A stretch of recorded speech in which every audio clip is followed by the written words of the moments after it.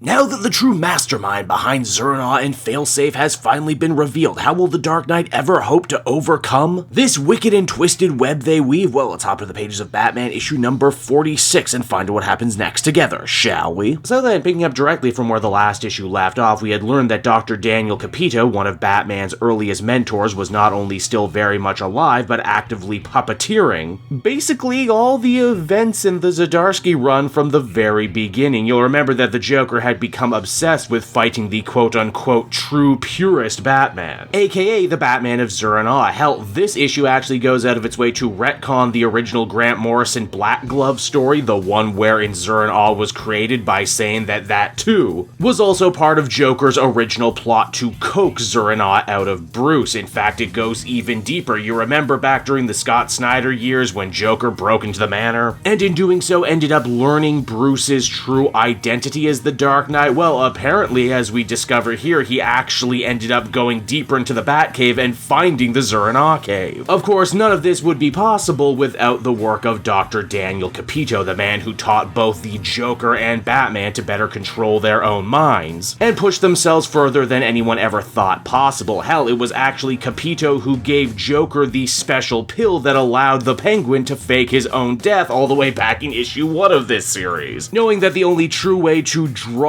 out the Batman of Zur-En-Augh was to activate Batman's own failsafe. After all, Zur-En-Augh is all of Batman's paranoia made manifest. But how, you're probably wondering, did Capito actually manage to escape the Joker's clutches and become the warden of Zur-En-Augh's brand new Blackgate Penitentiary? Well, here's actually a very cool twist. You remember during the big fight between Batman and the Joker in the burning dollhouse? How the whole thing just kind of ended weird and abruptly with Batman passing out? Well, it seems that during their original training, Capito had actually put a trigger phrase inside Bruce's mind. One that could force Zur-En-Augh to the surface and then in turn force Zur-En-Augh to come and rescue him. It was after that the Zur-En-Augh Batman saw fit to starting his crusade to be the ultimate Batman, to fix Gotham City in a way Bruce never could. He'd lock up the criminals and it would be up to Capito to try and rehabilitate them. Though a captive Batman is sure to call bullshit on this entire story, saying that Capito never had any intention of redeeming anyone. After all, he's a nihilistic narcissist who set all of these different dominoes in motion just so he could sit back and watch the carnage because he really is that sick. Now, outside the prison, we see Zur-En-Augh is still hard at work rounding up the classic rogues gallery, starting with Killer Croc. Assisting the mad metal vigilante in his grand crusade is Damian Wayne Robin, who, unlike all the other sidekicks who are still kind of on the fence about whether or not Zur-En-Augh really is Bruce's mind just uploaded into a robot or some sort of villain playing the part. I'm sure some people will think that's out of character for Damian to be so easily duped by the Batman of Zur-En-Augh, though personally I think it actually lines up with his character perfectly when we stop and consider his long and unfortunate history of always being cultishly devoted to one of his parents no matter what, be it his assassin mom or be it Batman, even just in the last arc, who was clearly coming undone mentally. Damian says to Steph and the other sidekicks that Batman has finally woken up and is finally doing everything he needs to bring peace to Gotham, though honestly I think this is just Robin doubling down on some of his worst personality traits, fearing the whole sunken cost fallacy thing. Now, back in Blackgate, Batman desperately tries to devise a plan to escape. He's not going to be able to get past those mini Zur-En-Augh robots unless he really thinks it over, and thinks he does. After all, Zur-En-Augh built those robots. Zur-En-Augh was a part of Bruce's own mind, so maybe if he can meditate and dig deeper into memories that were hidden from him, he can figure out how to stop them, which is exactly what he does. All he's really going to need, though, is a big, loud, annoying distraction to give him the opportunity to slip past the guards and really do some damage. Luckily, at that very moment, Punchline ends up getting brought to the prison. And if she's not a big, loud distraction, then I certainly don't know what is. And hey, speaking of Joker's girlfriends, and it's after that we see Zur-En-Augh break into Harley Quinn's home with plans of bringing her in. This scene actually being a really good showcase for Zur-En-Augh's black and white sense of morality. Harley herself even has to admit, why the hell are you coming after me? I haven't been a traditional villain in years. I'm basically on the Justice League. I'm the goddamn fourth pillar of this company. Why are you treating me with such disrespect? If nothing else, it is here the cracks in Damian's trust begin to break, but he manages to talk himself out of it by basically saying, well, you know, Harley committed plenty of crimes while working with the Joker, and those crimes just don't wash clean. Which is a hell of a double-edged sword, young man. How many people did you kill while working for the League of Assassins? assassins. If everyone is just bad all the time forever, what's stopping Robo-Bat Daddy from turning on you in the near future? Now, back over in Blackgate, a very shirtless Batman is able to make his way past some of the mini Zur-En-Aw robots before Punchline flips a switch, releasing all of the non-powered crooks in the prison. And oh look, there's Magpie and Vandal Savage and Miracle Molly. They brought everybody back. Batman can't stay and fight them all, though. He's got places to be and bigger fish to fry. However, when he ends up trying to sneak through the prison's ventilation system, he ends up shocked to come face to face with just a regular workaday guard at Blackgate. Apparently, when Zur-En-Aw took control of the prison, he took some of the workers hostage too. Naturally, this guy has no idea what he should do in this situation. Should he try and stop Batman? It's not like he could if he tried, right? Zur-En-Aw might be out of control, but so far he is actually sticking to Batman's ideals. No guns, no killing. He's also apparently set court dates for everyone he's arrested, which is pissing off the cops and the mayor, but who are also still too scared to act. Batman manages to escape, but the guard is unfortunately murdered later by an also escaping Vandal Savage. It's also around this time too, Damian starts to have a look around Zur-En-Aw's own Batcave, wherein he discovers that this robot is building more robots, and these aren't the simple drone guards either. These are full-on Amazo Mark IIIs, implying that maybe this guy has aspirations to bring law and order to more than just Gotham. In fact, this is exactly what Superman and the rest of the Justice League fear. The Man of Steel even comes to meet the Zur-En-Aw Batman in the place wherein him and the original Batman first met. Being a robot makes it even hard for Superman to tell when this thing is lying. It again continues to tell the story that it really is Bruce Wayne who just uploaded his aging mind into a robot so that he could finally complete his mission to bring peace and justice to Gotham once and for all, no matter what the cost, even if that means taking over a prison, even if that means fighting other heroes. Because Zur-En-Aw is Batman, and sooner or later, Batman always wins. It's as the comic comes to an end too, we see Bruce actively forced to make a tactical retreat from Gotham City, saying that if he stayed, Zur-En-Aw will almost certainly take out his anger on his closest friends and allies because, well, Zur-En-Aw is a part of him, so he knows what he would do in his darkest, most paranoid, most vengeful state. And so that was Batman issue number 146, everyone, and ultimately I felt this issue was a lot to take in, wasn't it? I do ultimately love the big reveals with Dr. Capito showing that he was ultimately the true power behind all of these events from the very beginning, because it also does a great job propping up Batman the Knight as not only a great story in its own right, but also a very important story too for understanding Zdarsky's Batman era. This is also a series that at its heart has always been about exploring Batman's own paranoia and how it poisons all his relationships around him, so much to the point that even his closest friends and allies have a hard time discerning whether or not Zur-En-Aw is actually him. And I mean, it makes sense too that Zur-En-Aw can do basically a really great Bruce Wayne impression because he's lived inside his head for so long. I also think Damian is going to end up being really important in this story because he's seemingly the only sidekick who's managed to make a relationship with Zur-En-Aw. Zur-En-Aw always said Bruce was weak for having sidekicks and having familial connections, and yet here he is seemingly in a weird way seeking it out himself, implying that there is still actually a little bit of Zur-En-Aw inside Bruce, and perhaps that's ultimately going to be the key to taking him down. There is certainly some stuff that does make me raise a little eyebrow there and force me to suspend my disbelief here, like, yeah, even Superman can't tell that Zur-En-Aw is actually a villain despite all the stuff he's doing. I mean, I guess even if he did, it's not like he could stop Failsafe, because they made a solid point of showing that the Failsafe robot defeated the entire Justice League the last time they fought. Likewise, with Vandal Savage being kept with the unpowered inmates despite the fact that he's immortal, but then again it actually looks like his escaping further plays into Zur-En-Aw's own plot, which again was a panel I felt like I needed to reread a couple times, and I still don't think I fully understand what he was trying to get across to Superman in this situation, but hey, it is what it is. Overall, I would give this one another 8 out of 10. Pretty solid, always a joy to read, the art is super good, and more than ever I'm invested in seeing how the hell Chip Zdarsky ultimately manages to tie all of this together, because at this point it seems like quite the task.